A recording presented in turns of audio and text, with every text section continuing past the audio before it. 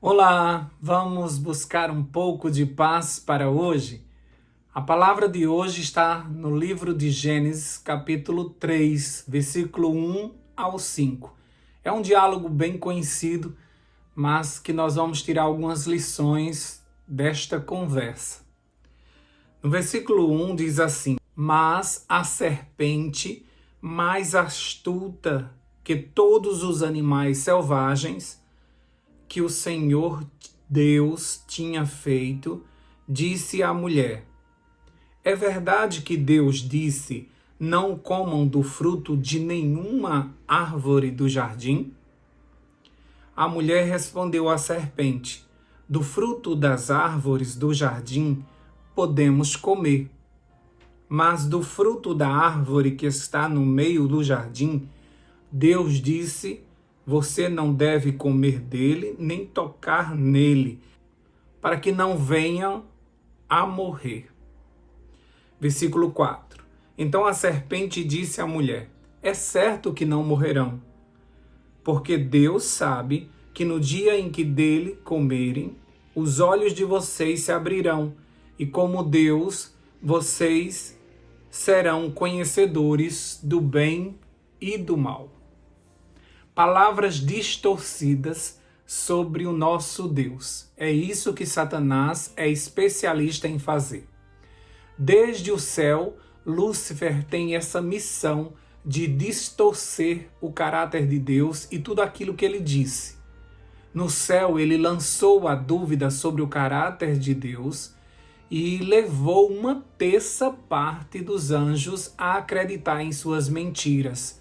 E isso quebrou a harmonia do universo.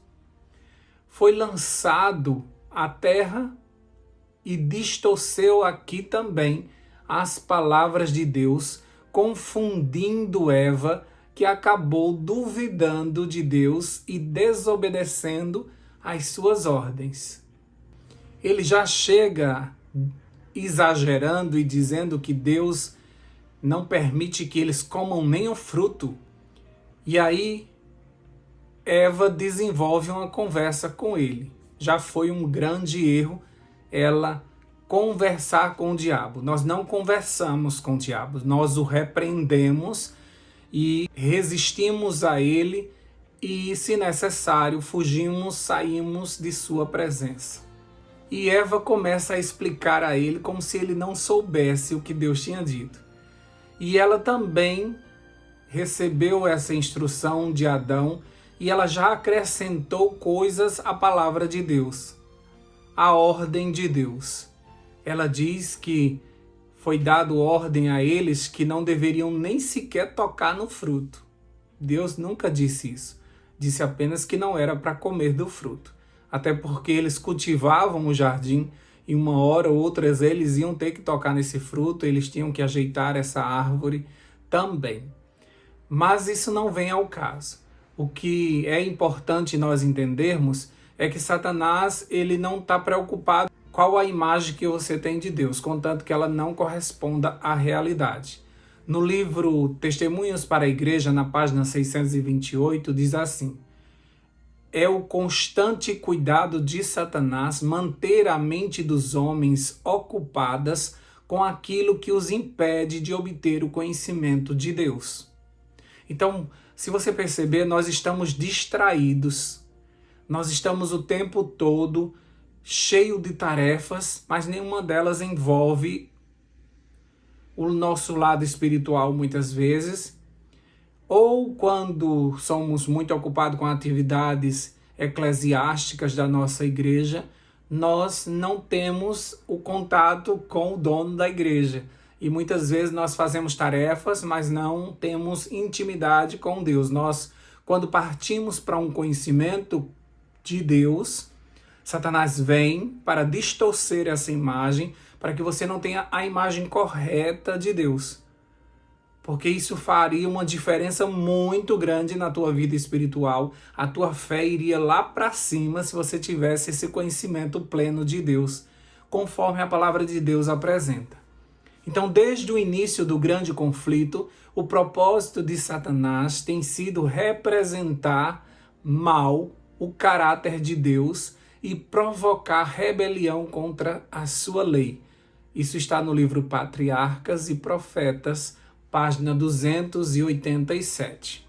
Quando você tem uma imagem de Deus distorcida, então é natural que você comece a desobedecer aquilo que Deus pede para você, porque você acha aquilo muito pesado, acha aquilo muito exagerado, e aí você começa a questionar. Eu podia também aproveitar isso, aquilo, também não deve ser tão assim. Então você começa a ler a Bíblia e você começa a questionar, e você começa a dizer, não, isso aqui foi naquele tempo, hoje em dia nós vivemos na graça, então nós podemos fazer isso e aquilo outro. Então a gente começa a criar um Deus conforme as nossas necessidades e conforme aquilo que nos agrada. Então nós criamos um ídolo, porque na verdade aquele Deus que nós criamos, ele não existe. Então tem um Deus na igreja tal que é assim e assado. Tem um Deus na outra igreja que ele é diferente, ele é assim assim. Então criamos vários ídolos, criamos vários deuses. Nós temos muitos outros deuses além do nosso Deus. Porque tem pessoas que estão adorando um Deus que é totalmente diferente do Deus verdadeiro, e mesmo assim eles dizem que é Deus. Tem pessoas que adoram a natureza, que elas abraçam um tronco para receber um tronco de uma árvore para receber a energia daquela árvore, porque aquilo ali é o Deus Criador, está em cada parte de sua criação, e então eles começam a entender daquele jeito. Aí vem outra pessoa, não, entende que Deus está no monte, você sobe para um monte porque acha que Deus escuta a tua oração de lá de cima. Então nós vamos criando deuses. Nós precisamos buscar o Deus que está sendo revelado na sua palavra. O Deus que se revelou através de Jesus. O Deus que deixou tudo registrado, desde o Gênesis ao Apocalipse. Satanás não está preocupado com a imagem que você tem de Deus, desde que essa imagem não corresponda à realidade. Por isso ele fez com que Eva pensasse que Deus estava lhe privando de algo melhor para a sua vida. Algo maravilhoso que estava contido naquele fruto. Porque diferente dos outros animais, a serpente estava falando. E ela comia do fruto e ela não morria. Então alguém mentiu para mim, pensou ela. Então quando o inimigo diz que ela comendo do fruto seria igual a Deus, tendo conhecimento do bem e do mal, quem não quer ser igual ao seu pai?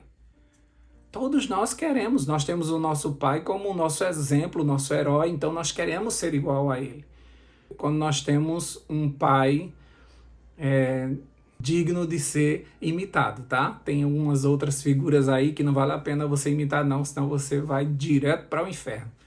Mas a figura de um pai é a figura de um ídolo, então Eva começou a pensar, questionar e começou a distorcer dentro dela a imagem de Deus. Ainda hoje o inimigo ele distorce tudo que Deus é e como ele está agindo na nossa vida. E se você não conhecer a Deus, você vai cair facilmente, porque se possível ele vai enganar até os escolhidos. Então você tem que tomar muito cuidado, porque às vezes você está passando por uma provação e Satanás te apresenta um Deus muito duro. Tá vendo?